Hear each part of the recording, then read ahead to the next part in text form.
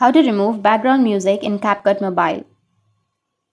So if you want to remove the background music in your CapCut Mobile, then what you need to do is first you just need simply open up your CapCut Mobile application.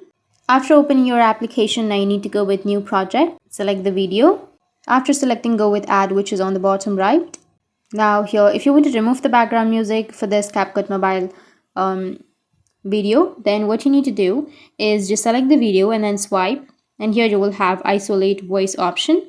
You can just simply tap on isolate voice, or separate audio option. You can tap on separate audio and you can go and remove the vocals or the drums, the instruments or something like that. But if you don't have the pro feature, then what you can do is you can just simply go and mute the clip to remove all of your voice. But if you want to only remove the background voice, then you can or select the video and then swipe to the right, and here you will have reduce noise option. You can simply tap on reduce noise, and once you tap on it, then if you have a noisy environment, you can just simply toggle on the reduce noise option and the noise will be reduced.